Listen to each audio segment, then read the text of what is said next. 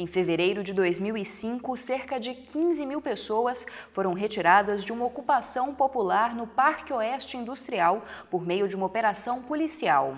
A ação terminou com 2 mortos, dezenas de pessoas feridas, cerca de 800 pessoas presas e 900 famílias desalojadas. Já se passaram mais de 7 anos desde o ocorrido e nós vamos conversar sobre este tema hoje no Conexões com uma das pessoas que participou de todo esse processo e que infelizmente teve o marido morto na ação policial.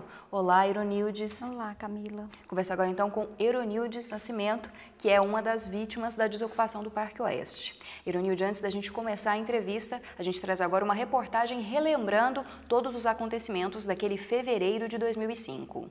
No ano de 2004, foi iniciada a ocupação de uma área de 28 alqueires no Parque Oeste Industrial, região sudoeste de Goiânia.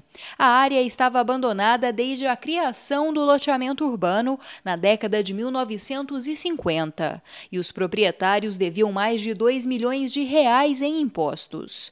Aos poucos, mais e mais famílias chegaram à ocupação, que ganhou o nome de Sonho Real. Enquanto isso, corria na Justiça um processo que pedia a reintegração de posse da área. Para o professor de Ciência Política Francisco da Mata Tavares, a decisão em benefício dos proprietários da área mostra que o judiciário brasileiro tem se colocado quase sempre a favor dos mais ricos. Parece-nos que o judiciário é incoerente. Cada decisão segue um critério interpretativo. Por outro lado, se nós tentamos entender o nosso poder judiciário a partir do critério da classe das partes, lamentavelmente vê-se um poder extremamente coerente. Em geral, direito dos pobres demora, é aquele processo lá da Previdência que se arrasta por muitos anos, o trabalhador que não consegue receber uma indenização, etc, etc. Direito dos ricos, em 24 horas, em 48 horas, sai uma liminar e a polícia garante o cumprimento. Ou seja, lamentavelmente, a justiça parece ser coerente e rápida, mas é coerente em favor dos proprietários e rápida contra os não proprietários. Em fevereiro de 2005, a Polícia Militar do Estado de Goiás iniciou o processo de desocupação da área. Primeiro com a Operação Inquietação, que contou com bombas, tiros de borracha e corte no fornecimento de energia elétrica. Mas a ação da polícia foi ainda mais dura durante a Operação Triunfo, realizada para desocupar totalmente o local. O saldo da operação foi trágico. 2 pessoas morreram, dezenas ficaram feridas e cerca de 800 pessoas foram presas. Grande parte das mais de 15 mil pessoas que foram retiradas da ocupação Sonho Real ficaram desalojadas. Por isso, inicialmente, elas foram levadas para 2 ginásios em Goiânia, onde as condições de vida eram precárias. Depois disso, as famílias foram transferidas para um acampamento provisório, onde tinham que morar embaixo de barracões de lona até que a casa que havia sido prometida pelo governo estadual fosse entregue. Apenas em 2007, ou seja, 2 anos depois da desocupação, as famílias cadastradas receberam as casas do governo estadual aqui no Real Conquista. Quando várias famílias de pessoas pobres, em um país que assegura a moradia como direito de todos no artigo 6º da sua Constituição, passam quase 2 anos de ginásio em ginásio, nós temos uma forma moderna de criação de cidadãos de segunda classe que vivem em lugares tão precários como campos de concentração. Uma segunda questão que ressai desse caso é justamente a perpetuação da exclusão no espaço da cidade. Ironilde, para começar, quais são as marcas deixadas por todo esse processo de desocupação, por essa ação da polícia e também por todo o processo que vocês passaram de ter que ficar alojados em ginásios, depois alojados em barracões, até conseguir a casa no Real Conquista? Foram muitas marcas, né? Que até hoje eu acredito que a maioria daquelas famílias, inclusive eu, não conseguimos, né? Superar, porque foram muitas percas, né? Tipo assim, ao longo dessa luta, mais de 20 pessoas acabaram morrendo, né, no ginásio, no acampamento, por conta da insalubridade, né, vivida ali dentro. E hoje a gente tem a maioria do setor pessoas traumatizadas, né? Pessoas que têm medo da polícia. As nossas crianças lá, que hoje muitos já são quase adolescente, outros até adolescente, tipo assim, quando vê viatura da polícia, corre para dentro de casa e esconde, tem medo, né? Eu tiro assim, até pelo meu filho, que na época tinha 8 anos, hoje é adolescente, até para ele ir para o ponto de ônibus, para pegar ônibus, para ir para o colégio, eu tenho que levar.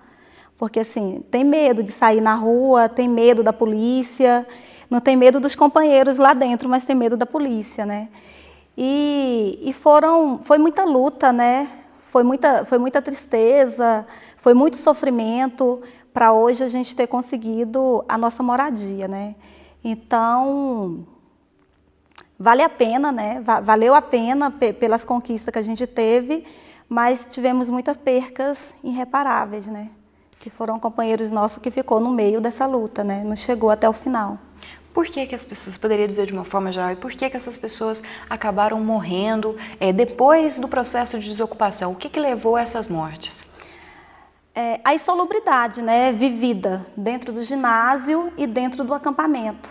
E aí, hoje a gente mora lá no Residencial Real Conquista e não temos nenhum tipo de segurança ali dentro também, né? Então a gente continua perdendo os nossos jovens, né? Jovens de 16 anos, 17 anos, sendo assassinados lá pela falta de segurança que a gente tem. E o preconceito também que a gente sofre até hoje. O nosso jovem sai atrás de trabalho, quando fala que é do Real Conquista, tipo assim, é barrado, muitos não conseguem trabalho pelo preconceito de ter participado da luta lá do Parque Oeste Industrial. E tipo assim, acabou que o Estado tirou a gente ali do Parque Oeste, levou a gente para a beirada de Goiânia, né? Um setor bem distante. As primeiras famílias que moram ali naquele setor já tem mais de 6 anos, até hoje as mães não têm uma creche para deixar suas crianças para trabalhar. E temos só um colégio de 1º grau, né? A creche que a prefeitura começou a construir já tem mais de 2 anos que a construção está parada. Um postinho de saúde que a gente tem hoje lá funciona em 2 casas que a AGEAB, a Agência Goiana de Habitação, acabou cedendo para poder funcionar o postinho de saúde. Essas 2 casas já poderia estar morando 2 famílias, né, que precisam de moradia. E tem um posto de saúde que a prefeitura também começou a construir há mais de 4 anos e a construção está parada. Em relação também a transporte público, é um setor muito distante de Goiânia, distante até de outros bairros, né? Como que acontece aí esse transporte? Existe um transporte eficiente? Então, não eficiente, mas existe um transporte, né? Vem melhorando a cada dia através da nossa luta. Porque uma das coisas que a gente aprendeu através da luta da ocupação do Parque Oeste é que para se conseguir melhoria para o nosso setor, a gente tem que lutar. Então, assim, antes o ônibus era em hora, então, assim, a gente acabou protestando mesmo e correndo atrás, lutando para melhorar. Hoje a gente tem ônibus lá em meia hora, então melhorou em vista ao que era. Mas assim que a gente mudou mesmo para o Residencial Real Conquista, nem ônibus tinha, né? A gente tinha que descer no setor vizinho e subir a pé. E era muito distante, né? Hoje a gente tem, mas isso é uma conquista dos moradores que lutou para que isso acontecesse. Bom, são cerca de 900 famílias que deixaram o Parque Oeste em 2005. Todas elas conseguiram casa, Eronilde? Todas elas têm hoje uma casa no Real Conquista? Não, foram cerca de 3.500 famílias, né? Aproximadamente 13.000 pessoas. E aí a gente acabou conquistando 2.500 casas para o Residencial Real Conquista.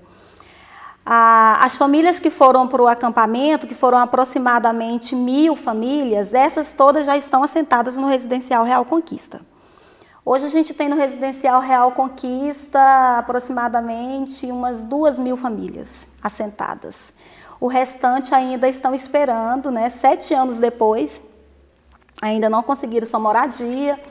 E aí agora a gente está travando uma luta porque teve uns companheiros que ficou de fora, porque declarou problema de saúde, companheiros lá com rancenias, com deficiência, né, com problema no coração. A Caixa não aprovou o cadastro para que fossem morar no módulo 9 lá do Residencial Real Conquista. A AGEAB, né, que aprovou o cadastro dessas famílias, mandou para a Caixa e a Caixa reprovou. E essas pessoas não têm resposta de por que elas não foram aprovadas? Então, a resposta é essa, que a própria AGEAB deu para as famílias, né? Que não podia fazer nada, que foi a Caixa que reprovou, né? E que a resposta que a Caixa deu para essas famílias que é porque elas têm problema de saúde. Então, a gente está fazendo uma luta, né? Eu vou até aproveitar agora, né? Para pedir que o Ministério Público Federal, o Ministério Público Estadual, né? Possa vir, né, em solidariedade mesmo, a estar ajudando essas famílias, porque são realmente famílias que precisam. Temos companheiros lá que entrou até em depressão, companheiros que têm problema de hanseníase, que teve o cadastro cancelado, que já mora no residencial Real Conquista lá em fundo de quintal e que está esperando por a sua moradia.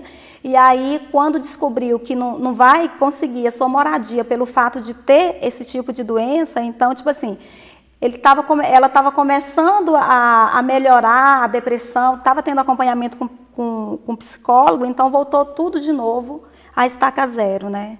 Então, a questão do preconceito mesmo, né? Porque se a pessoa tem problema de saúde, aí sim que a pessoa teria que conseguir a sua moradia até mais rápido, né?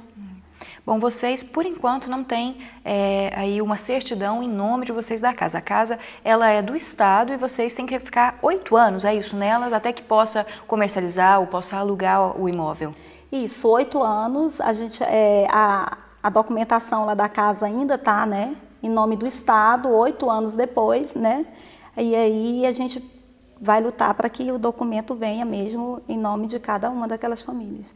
Houve algum caso de pessoa que perdeu o direito à casa durante todo esse processo?